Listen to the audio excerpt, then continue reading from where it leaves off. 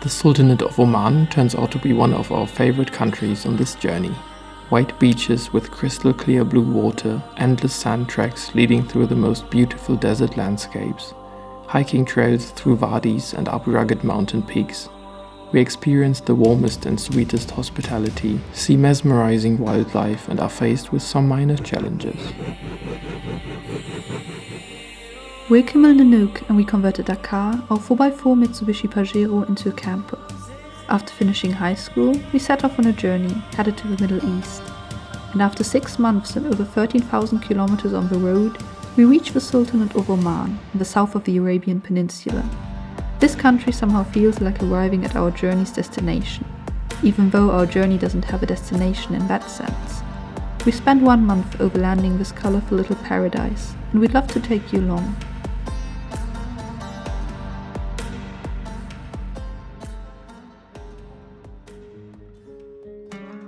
Over the last few days we drove the so-called desert highway leading to the Saudi-Oman border in the middle of the Rub al-Khali desert and crossed the border into Oman.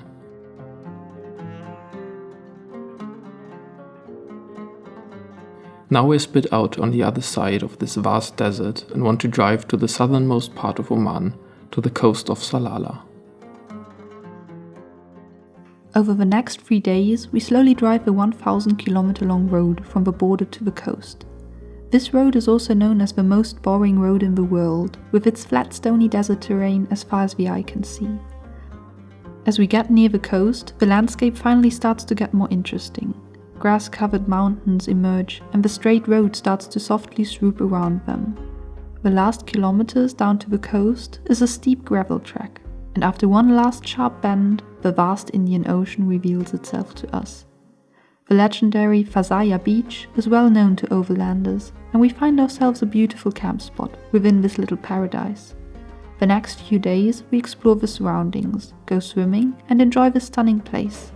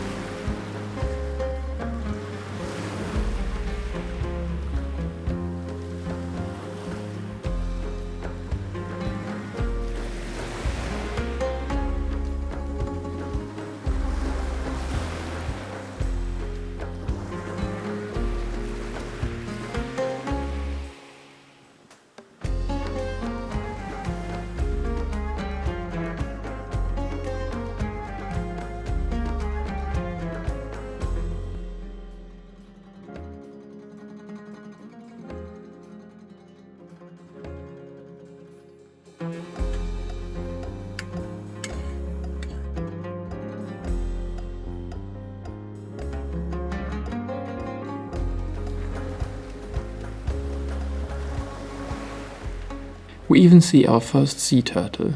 Sea turtles live here around the Arabian Sea in large numbers, so the chances are high to see a turtle popping out of the water every once in a while. In the distance we also see some shy dolphins. The coast here is bustling with life.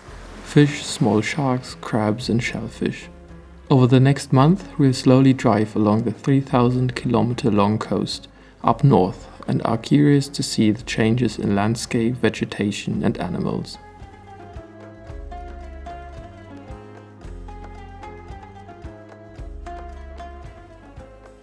We leave Fazayah beach and head to the next city, Salalah, to stock up on food. The region all around Salalah in the south of Oman is also known as Small Africa. Here tropical fruits like bananas, coconuts and papaya are grown. Also due to the fact that the Omani Empire once extended onto the African continent, mainly along the coast, which has had a strong influence on the country.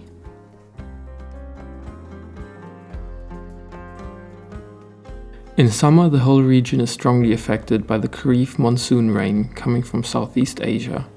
Within weeks, the desert turns into misty green forests with pleasant temperatures below 30 degrees.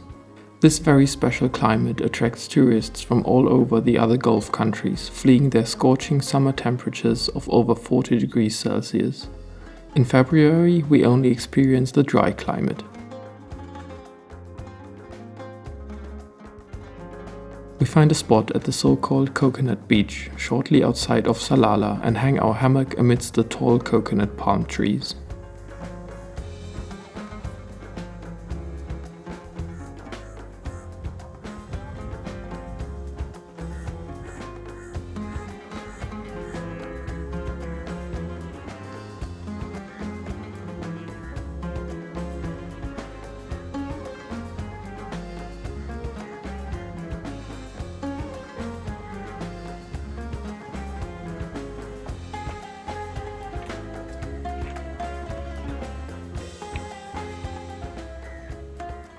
From our little camp, it's easy to walk by near food shops and buy fresh fruits. A short drive away, we find a wadi with tamarinds and towering baobab trees. Baobabs usually only grow in Africa and Madagascar, so it's a special highlight for us to see them here.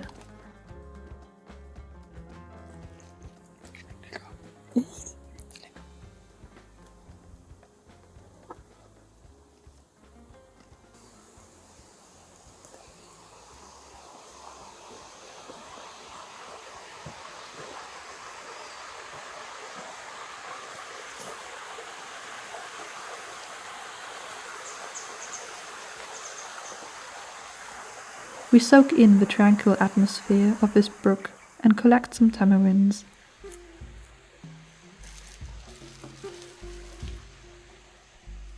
We slowly continue on our drive along the coast. Most sections are scarcely populated, and due to very few hotels, we encounter hardly any tourists.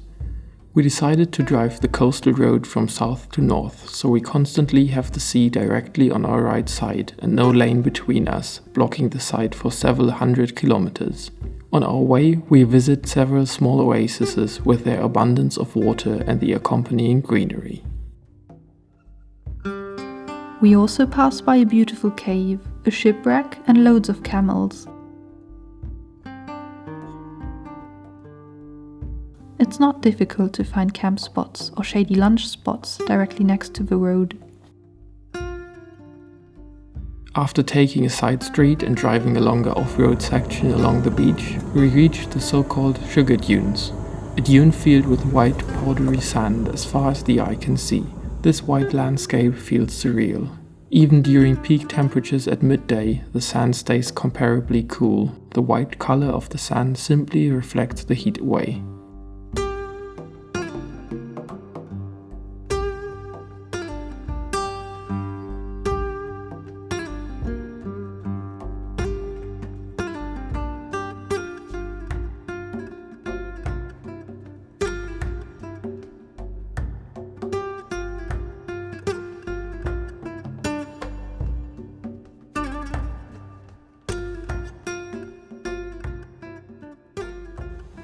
On our way, we meet Sadoun, a local entrepreneur working in the fish processing industry.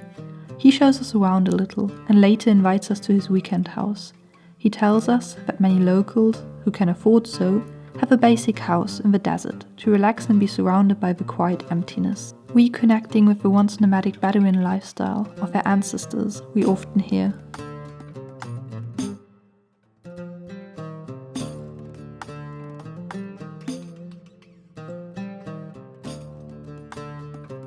The hospitality in Oman is unparalleled. We've never traveled to a country before in which locals are so open and interested in their visitors and wish to give them the best impression and experience of their homeland. Sadoun once joked that the tourists must be annoyed by the locals who always want to chat. But we felt quite the opposite. All encounters were 100% sincere and full of open curiosity with no hidden agenda. We, who usually travel a little more secluded, slowly started to open up and enjoyed getting to know people and local customs and getting a glimpse into their lives. We could even refine our eating with hand skills.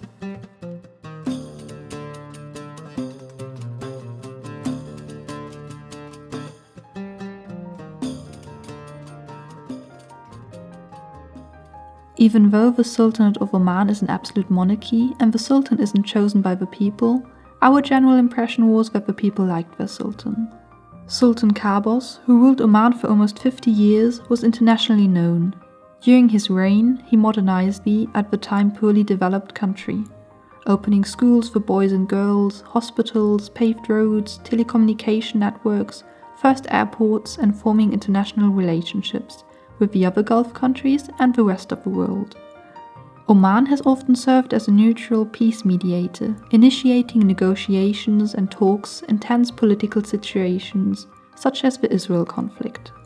Even though Oman is comparably touristy, we have the impression that the country had a good balance between being modern and open, but still not losing its connection to its culture, religion, and deeply rooted traditions. The way they handled tourism didn't feel destructive or immensely profit-oriented, but like they simply enjoyed welcoming visitors.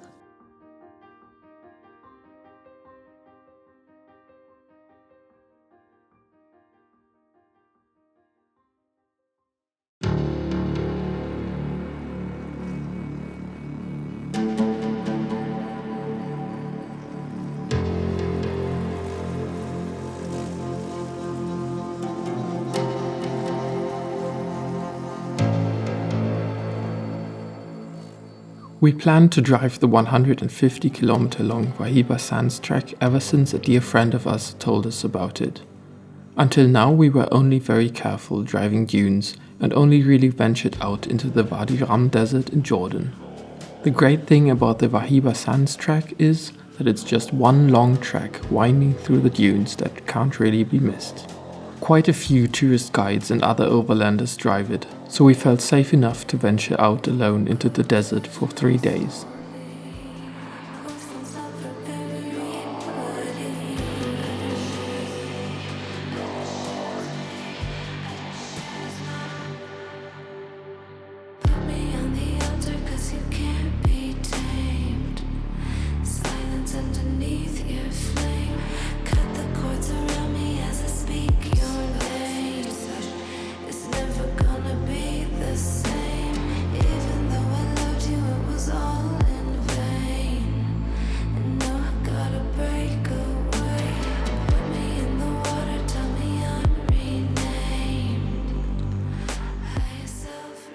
Coming from the south, the track starts very flat, with hardly any dunes, just a few bushes to the left and right. We start our journey in the late afternoon, so we only reach the real dunes on the next day. The car starts to gently bob up and down the dunes like a heavy boat. The steering gets ever softer, and we fall into a meditative state of watching the landscape pass by our open windows. After many hours and about 50 kilometers away from any paved roads, we reach a mosque. Majestically emerging from behind the dunes, we take a short break to admire the mosque.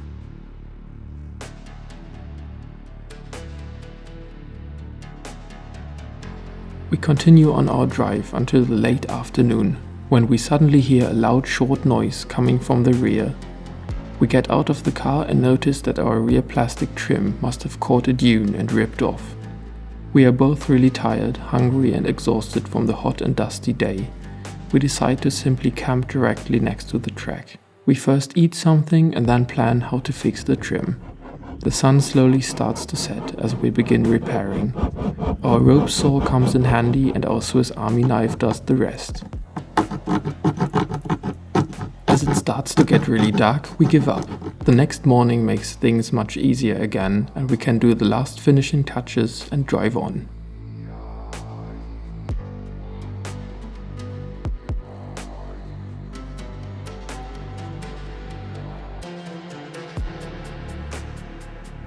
We spend the day driving and stopping wherever we like. The landscape is stunning and we enjoy taking some photos.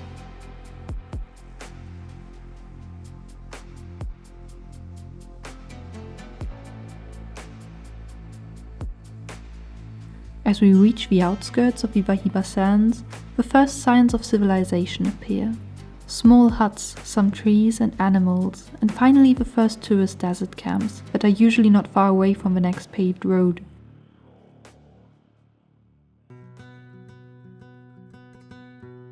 After so many days in the desert, we feel a strong desire to be surrounded by some fresh water and shady rock walls. So it's the perfect time to camp in a wadi. Wadi meaning valley in Arabic, which usually has a river which is sometimes dried out and sometimes carries water, depending on the season. We reached the Wadi Arbeieen late that evening. And can only fully admire our little camp spot the next morning. We prepare breakfast, we often eat cereal, and then sit down next to the pond and enjoy the beautiful and calm morning atmosphere. These quiet moments of absolute peace are the moments I remember most vividly. The way the sun softly lay its first rays of the day onto our skin, the buzzing of flies, and the occasional splash of a fish jumping out of the water. Wadis often have beautiful little ponds with fish and vegetation all around. That day, we decide to hike into the valley and follow the water irrigation system made of clay, leading deep into the Wadi.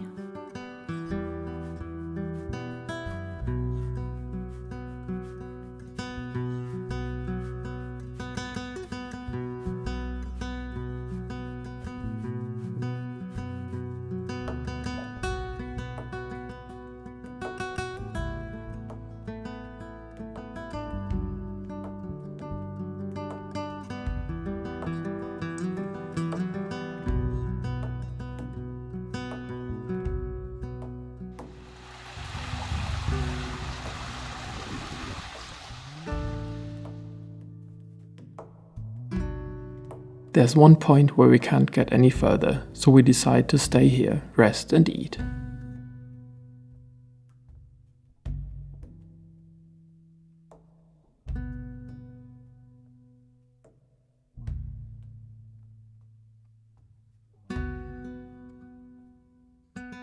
The capital city Muscat stands in quite a stark contrast to our last 3 weeks.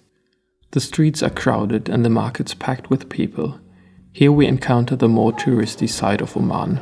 Many small shops sell souvenirs, jewelry, clothes and food.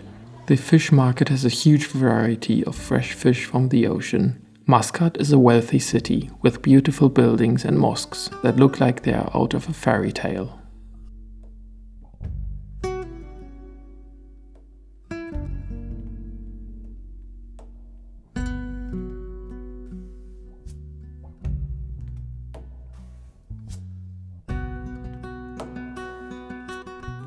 Leaving the capital, the Hajar mountain range rises in front of us. The town of Nizwa is located near the mountains. Here we stroll through the small alleyways and decide to change our engine coolant at the far end of a city parking lot. We do get some curious looks as we scramble around under the car.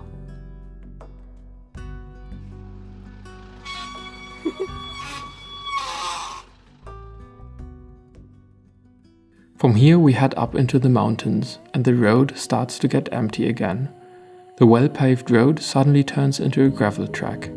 As the elevation rises, low temperatures simultaneously drop. Up here we encounter a scenery we haven't seen before. The rocks are rugged brownish grey with occasional vegetation. We wind our way even further up. As it couldn't get any more desolate, a village suddenly appears behind the next bend.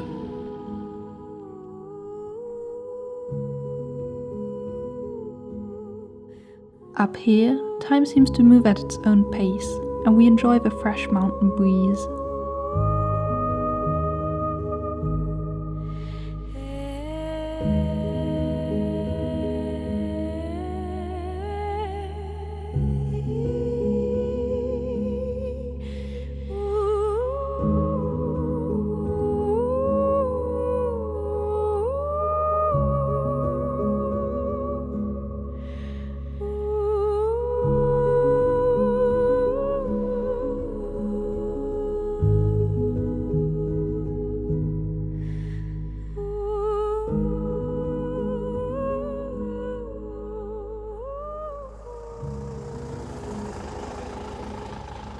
Our camp spot is in a lonely valley with only some curious goats observing us and happily climbing into the tree we decided to stand underneath. Up here there are plenty of goats. We even have the impression that there are more goats than people. Up in the mountains we plan our further route and our border crossing into the United Arab Emirates. While we spent our last months in Jordan, Saudi Arabia and Oman mostly in nature, we now have countries like UAE, Qatar and Bahrain before us, known for their tremendous wealth, oil industry and megacities like Dubai, Abu Dhabi and Doha. We can't yet really imagine how camping in our car in Dubai will be. We're looking forward to taking you with us as we explore these cities a bit. See you soon!